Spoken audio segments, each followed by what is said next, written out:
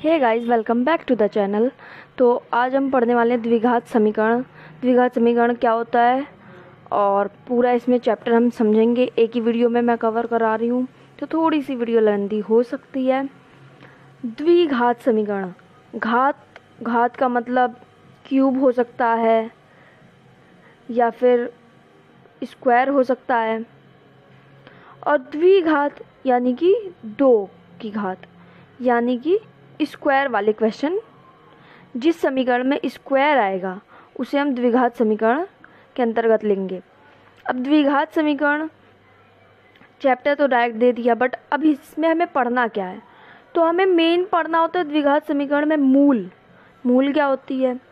तो जब कोई ऐसा, ये इस समीकरण को हम बोल सकते हैं कि एक द्विघात समीकरण है। क्यों? क्योंकि इसमें केवल स्क्वायर है, फिर एक्स देन, और इसको हम इस रूप में सबसे ज़्यादा ईजीएस्ट फॉर्म में लेते हैं, यहाँ पे b के साथ x होता है, जैसे कि यहाँ 2 के साथ x है, a के साथ x स्क्वायर, तो यहाँ पे कुछ ऐसा हो जाता है 2 के साथ x स्क्वायर, c 1 = 0। ये तो हो गया हमारा द्विघात समीकरण का सरल रूप, इसे मानते हैं। अब इसमें हमें मूल पढ़ना है, तो मूल क्या है, तो मूल जो हम लास्ट में निकालेंगे वो x की वैल्यू को ही हम मूल कहते हैं। अब x की वैल्यू 0 हो सकती है, पॉजिटिव नंबर में हो सकती है, नेगेटिव नंबर में हो सकती है, मतलब x की वैल्यू कुछ भी हो सकती है, और हम उस अकॉर्डिंग x की वैल्यू आंसर देंगे जिस अकॉर्डिंग पूछा होगा। अगर ऐसा पूछा है कि कोई पॉजिटिव संख्या आनी चाहिए आंसर में, तो अगर एक नेगेटिव आ रही है तो हम पॉजिटिव को ही केवल मान लेंगे, कुछ भी हो सकता है वो। तो अब दो तरीके से हमें इसे समझना है, मूल कैसे निकालते हैं। पहली विधि होती है मूल निकालने की, गुणनखंड विधि। अभी मैं समझाऊंगी कैसे होता है। ये एक विधि है जिसे क्लास 8th में भी एक बार ये टॉपिक में आती है, और दूसरी है जो सबसे न्यू है हमारे लिए, पूर्ण वर्ग बनाने की विधि। अभी तो लग रहा है ये तो वर्ग खुद ही बनाना है, बट नहीं, ऐसा कुछ नहीं होता है। इसमें भी हम मूल निकालते हैं। ये थोड़े से कॉम्प्लिकेटेड के लिए है।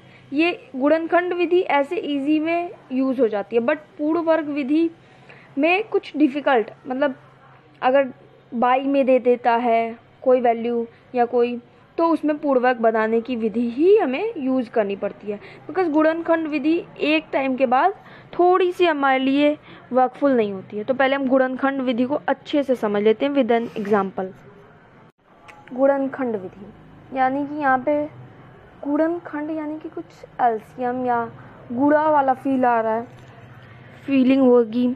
तो इस विधि द्वारा कैसे गुणा करके या दो का खंड करके कैसे, तो एक एग्जांपल मैं ले लेती हूँ, x² - 3x - 10 = 0।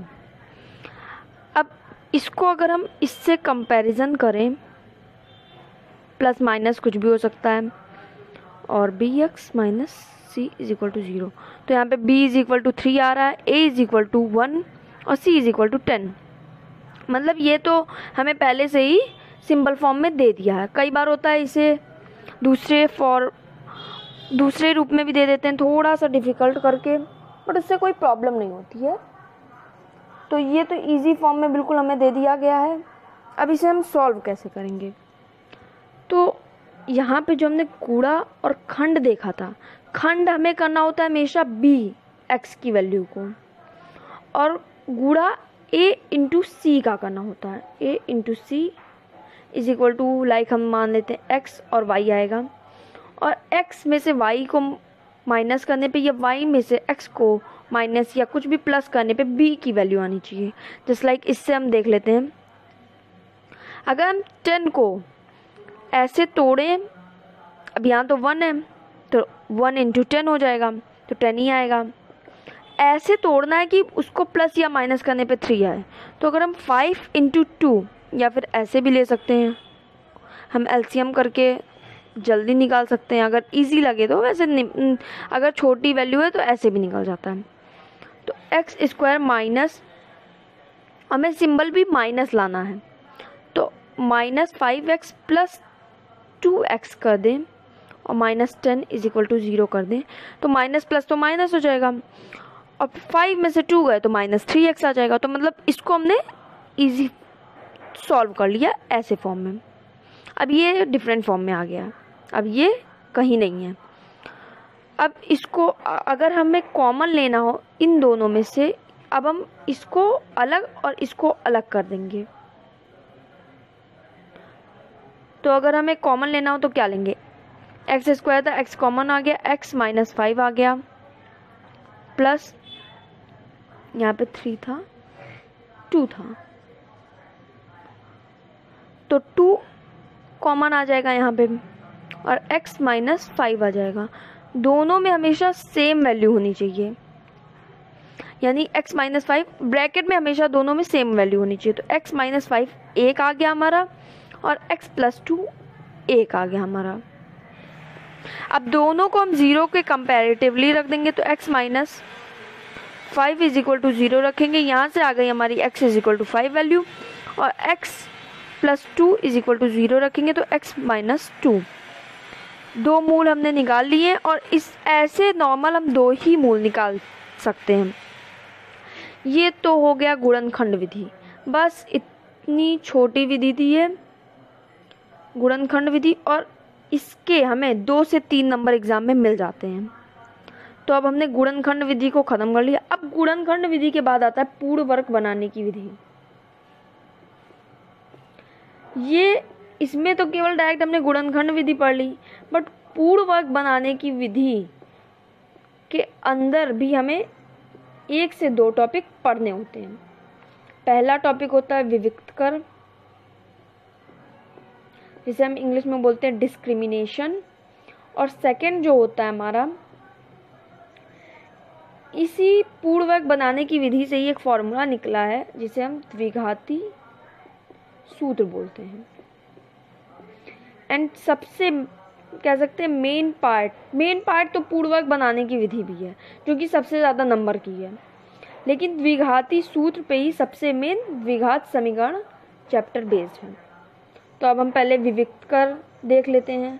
अगर विविक्त कर द्वारा पता चलेगा कि हाँ, विविक्त कर द्वारा हम पता करते हैं कि हाँ सच, अगर इससे हम पता करें विविक्त कर द्वारा तो हमें पता चलेगा कि हाँ ये इसकी कोई पॉजिटिव मूल आएगा या फिर नेगेटिव मूल आएगा या फिर मूल ही नहीं आएगा या फिर सेम मूल आएगा।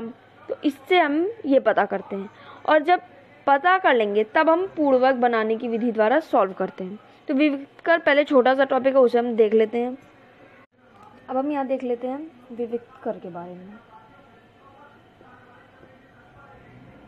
विविक्त कर भी एक टॉपिक, मतलब छोटा टॉपिक है द्विघात समीकरण चैप्टर का।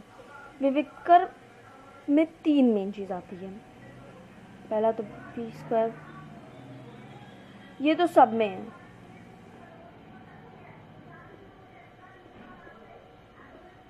या तो b² - 4ac जब हम करेंगे तो 0 से बड़ा होगा, या फिर इक्वल होगा, या फिर छोटा होगा। यही 3 केस बनते हैं। जब ऐसा होगा तो जो दोनों मूल हम निकालते हैं वो मूल भिन्न होंगे तथा वास्तविक होंगे।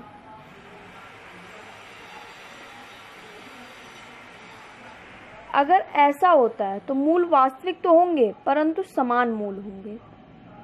जैसे कि अभी हमने लास्ट में देखा था, तो उसमें भिन्न मूल थे और इसमें क्या होंगे, समान मूल होंगे, और इसमें वास्तविक मूल ही नहीं होंगे। अगर b² - 4ac पे हम वैल्यू रख के देखें और अगर 0 से छोटा है तो मान लेंगे हम वास्तविक मूल नहीं है। अब इन तीनों का कैसे यूज़ करेंगे, तो एक एग्जांपल ले लेती हूँ। 3x² - 5x + 2 = 0। अब अगर हम b को अगर हम यहाँ से कंपैरिजन वाइज लें, इससे कंपैरिजन करते हैं हम, तो b आ गया हमारा -5 यहाँ से, क्योंकि हम जानते हैं bx होता है हमेशा बीच में, तो b ए हो गया हमारा 3 और सी हो गया हमारा 2। तो अब हम ऐसे रख देते हैं value -5 square -4 into 3 into 2 is equal to 0। अब -5 हो या +5 हो स्क्वायर तो 25 ही आएगा। इसको हो जाएगा 24 इज इक्वल टू 0। 1 यानी कि 0 से बड़ा है। तो अब हम यहाँ से पता कर लिया हमने कि मूल भिन्न है और वास्तविक है। अब अगर अब मैं डायरेक्ट यहीं से विविक्त करके बाद हमें मूल निकालना हो तो अब हम क्या करेंगे, तो उसके लिए एक सूत्र निकाला गया है जिसे हम कहते हैं द्विघाती सूत्र। द्विघाती सूत्र क्या है, तो -b plus -b square -4ac/2a।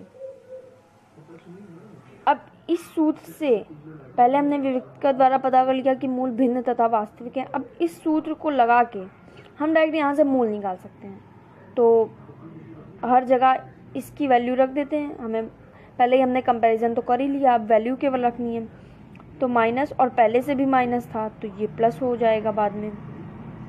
b square -5 का स्क्वायर, और अगर हम कंपैरिजन करें तो b स्क्वायर -4ac तो हमने निकाला ही है ना 1, तो हम डायरेक्ट यहाँ पे 1 लिख सकते हैं। पहले हम विविक्त का द्वारा ये निकाल लिए, अब डायरेक्ट 1 रख देंगे तो काफ़ी इजी हो जाएगा। और 2 इंटू 3 हो गया, माइनस माइनस प्लस हो गया, प्लस -1, और यहाँ पे हमेशा इज इक्वल टू 0 होता ही है। अब 1 को अगर 1 का स्क्वायर रूट करेंगे तो 1 ही आ जाएगा। यहाँ पे डायरेक्ट 1 ले लेते हैं। नीचे आ गया 3। अब एक बार हम प्लस में वैल्यू लेंगे, एक बार माइनस में वैल्यू लेंगे। तो पहले हम प्लस में ले लेते हैं, तो 6/6 आ गया 1। यहाँ पे पहले 0 था, देन कटेगा, फिर 1 आ जाएगा इज इक्वल टू 1। और जब माइनस में लेंगे तो 5 - 1 4/6 यानी कि 2/3। तो हमारे 2 मूल आ गए, भिन्न भी हैं। यहाँ से हमें पता चल गया भिन्न भी है मूल, वास्तविक भी है मूल। तो ये दोनों हमारे मूल आ गए। यहाँ पे हमने द्विघाती सूत्र समझ लिया, विविक्त कर पता कर लिया। अब केवल हमारा बचा है पूर्ण वर्ग बनाने की विधि, जिसके हमने दोनों ही मेन टॉपिक पढ़ लिए हैं। अब केवल मेन विधि पढ़नी है। तो अब हम ये देख लेते हैं।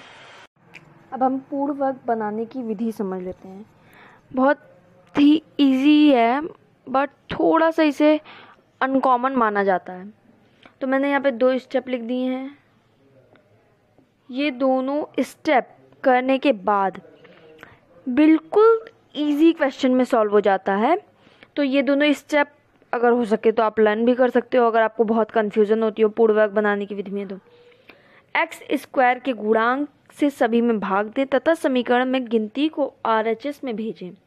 कैसे, तो एक एग्जाम्पल ले लेती हूँ मैं। 2x² - 7x + 3। ये बहुत नॉर्मल एग्जाम्पल है, बिकॉज अगर मैं अभी डिफ़िकल्ट ले लूँगी एग्जाम्पल तो वैसे भी जो समझ में आए ना होगा वो भी नहीं आएगा, इसलिए मैंने बहुत इजी सा ले लिया है। अब इसमें बताया कि x² के गुणांक से सभी में भाग दें। तो कैसे देंगे भाग हम, x² के गुणांक में सभी में भाग दें। तो हम ऐसे कुछ लिख सकते हैं, तथा समीकरण में गिनती को RHS में भेजें। अब गिनती क्या है, तो 3 है, तो इसको हम RHS में भेज देते हैं। एक ही स्टेप में हम ये कर लेते हैं ताकि क्वेश्चन ज़्यादा लेंदी ना हो। ये अब नहीं आएगा इज इक्वल टू 0 क्योंकि ये इधर चला गया। अब इसमें हम भाग दे दिया, हम ये कट गया। अब दूसरा x के गुणांक का आधा कर दें। तो अब हम एक जगह ऐसे साइड में ब्रैकेट करके आधा कर दें। x² के गुणांक का आधा करेंगे तो ये कुछ ये हो जाएगा। इसका आधा हमने कर दिया, 7/14 आ गया। फिर इसका वर्ग दोनों पक्षों में जोड़ दे। पहले इसका वर्ग करेंगे, वर्ग करा हमने, 49/16 आ गया। अब 49/16 को दोनों पक्षों में जोड़ देना है। तो दोनों पक्षों में हम जोड़ देते हैं, क्योंकि जोड़ना है तो ऐड। अब 49/16 को हमको जोड़ना है, तो ये नॉर्मल सी बात है, प्लस में होगा, तो हम इसको आगे लिख देते हैं इजी होने की वजह से। अब अगर हम एक चीज़ कॉमन देखें तो क्या है कि ये हमें कुछ a² - 2ab + b² के फॉर्म में दिख रहा है। a = जहाँ x है, b = जहाँ हमें ढूंढना है कि क्या है। x तो हम जानेगा नॉर्मल सा है a² के फॉर्म में, तो अब हम पहले ये लिख लेते हैं x माइनस, क्योंकि a - b का होल स्क्वायर ही होता है ये। तो अब हमें b कैसे पता चलेगा, तो 49 को अगर हम करें तो 7 आएगा, और 16 को करें तो 4 आ जाएगा, यानी कि ये हो गया स्क्वायर के रूप में। और यहाँ पे आ जाएगा, अगर हम 16 को लें कॉमन तो 49 - 8, यहाँ पर जाएगा 8 × 3 = 24। इसको हम ऐसे ही लिख सकते हैं 25/16। अब अगर हम इसको सिंपल फॉर्म में चेंज करें तो क्या आ जाएगा, इधर हम फिर से इसको ही कॉपी कर लेते हैं, 5/4 का स्क्वायर, स्क्वायर कट जाएगा, x = 5/4 + 7/4। अब यहाँ से आ जाएगी x की वैल्यू 12/4, यानी कि 3। यहाँ से हमारा आ गया आंसर x की वैल्यू 3। ये अब हमने पूर्वक विधि भी समझ लिया। मैंने सबसे इजी क्वेश्चन जो होंगे एनसीईआरटी में या फिर किसी अदर बुक से वो लिए हैं, बिकॉज समझने में तभी आसानी होती है। और आई होप कि वीडियो समझ में आ गई होगी, सारे डाउट क्लियर हो गए होंगे। अगर कोई डाउट है तो आप कमेंट कर सकते हो, एंड अगर वीडियो अच्छी लगी हो तो लाइक, शेयर एंड सब्सक्राइब, और बेल आइकन को भी प्रेस कर दीजिए।